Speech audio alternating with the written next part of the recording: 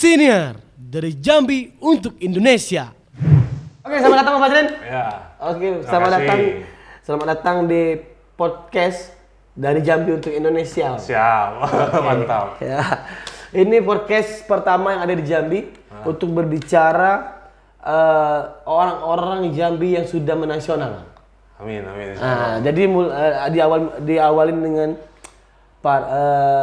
Bang Fajrin di sini selaku yang mempunyai UMKM penerbitan atau percetakan buku yang ada di Jambi yang sudah meng-Indonesia. Amin. Nah, iya. Mungkin dari untuk awal Bang, perkenalan dulu Bang, jadi saya Bang.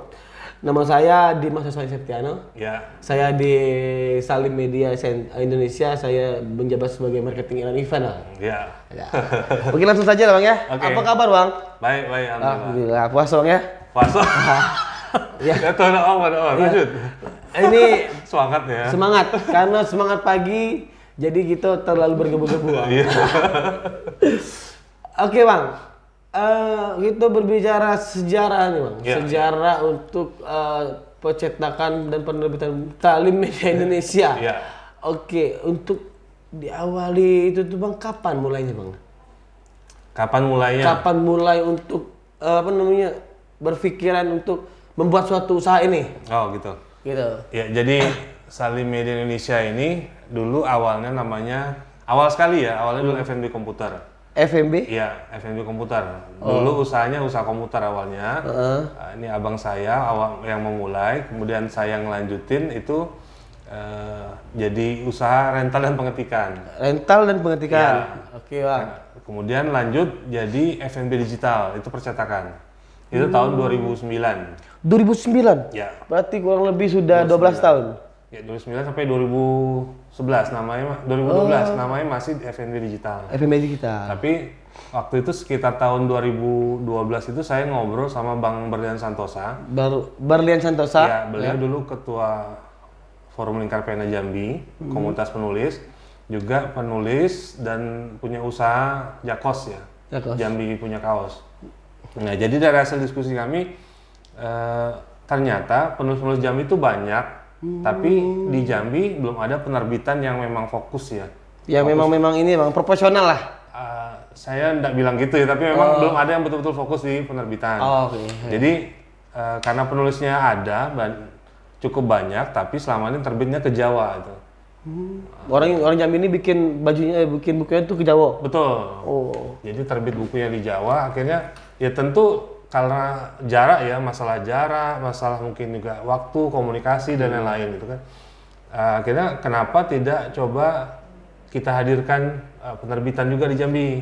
Karena kan usahanya tadi percetakan juga. Kami tuh hampir tiap hari ada nyetak buku-buku ya, buku-buku laporan, diktat dan lain-lain gitu ya. Kenapa tidak sekalian jadi penerbitan? Nah, makanya sejak 2013 ya, 2013 kami mulai mendirikan Salim Media Indonesia seperti itu. Oke Bang. Bentar Bang. Kenapa Abang tuh tertarik untuk menciptakan usaha ini untuk percetakan buku? Apakah Abang tuh memang pernah ngambil fakultas Oh gitu. sastra kah atau ya memang suka baca Iya. atau seperti apa kan? Karena memang hobi yang jadi usaha itu kan asik. Iya. Apalagi kan sudah berjalan dari tahun berapa tadi Bang? 2009 ya. 2009. Ya. Kenapa malah Tertarik ini? Kan banyak usaha-usaha ini Bang, banyak tuh. Nah, kenapa tertariknya di sini? Nah ini menarik nih. Jadi kalau latar belakang pendidikan saya itu pertanian.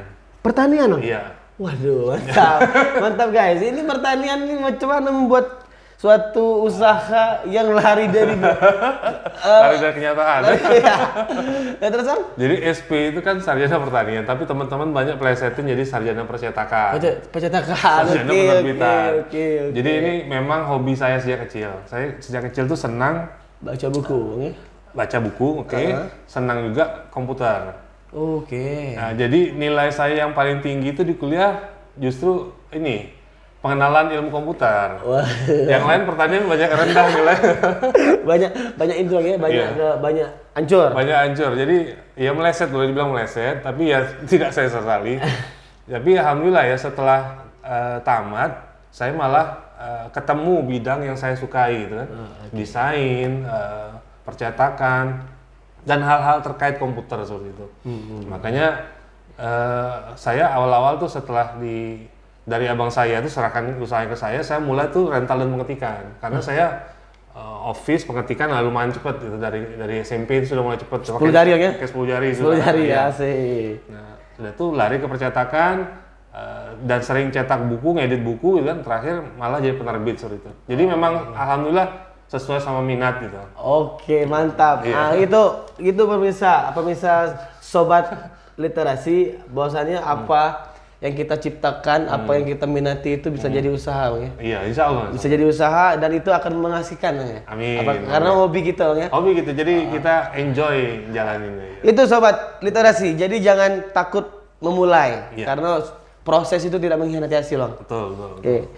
Oke, Bang. Sekarang sudah ada perkembangan lagi, Bang, masalah karena kan kita kan tahu lah, Bang, ya. Karena tahun 2020 kemarin 2019 akhir kita pandemi. Kita menghadapi pandemi itu, apakah Salim bisa survive di situ, Bang? Bisa bertahan sampai sekarang atau seperti apa, Bang? Oh iya, jadi 2019 akhir 2020 lah ya, kan Indonesia itu sekitar bulan Maret. Bulan Maret 2020 itu memang cukup berat ya. Jadi ya orang berpikirnya kan kesehatan mungkin, terus kebutuhan pokok dan sebagainya gitu. Jadi kalau buku ini boleh dibilang hampir 10-20% menurun kami. Menurun? Iya, omsetnya menurun 10-20%. Ya, waktu itu dan orang mulai beralih ke digital ya. Iya. Nah, jadi memang betul-betul terasa dampaknya sampai kami kemarin istilah pivot. Jadi usahanya sempat berputar atau kita cari usaha lain, itu kita produksi APD malah. Facial waktu itu. Facial, ya. Berarti memang kebutuhan untuk kesehatan ya. Jadi buku waktu itu sangat minim sehingga kita produksi APD. Nah, setelah berjalan APD itu barulah sejak 2021 itu mulai membaik kondisinya. Akhirnya kantor sudah mulai aktif lagi, sudah mulai cetak buku lagi gitu kan. Dari penulis-penulis juga sudah mulai terbitkan buku lagi seperti itu. Oke. Alhamdulillah sampai sekarang sudah mulai berangsur normal. Ya. Berarti kita langsung ngambil tindakan, harus kayak gini nih. Iya. Nah, kita buat ini gitu. Betul. Langsung berpikir seperti itu, Bang, ya. Betul, karena pas kondisi pandemi itu kita kan nggak bisa, kita kan buat produk itu harus sesuai dengan kebutuhan pasar.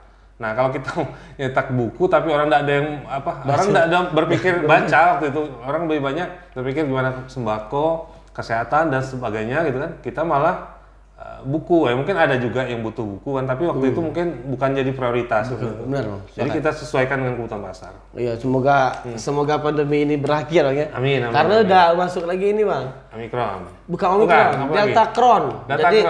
Jadi COVID Delta sama Omikron itu bersatu. Iya. Jadi Delta Cron. Kacau, Bang.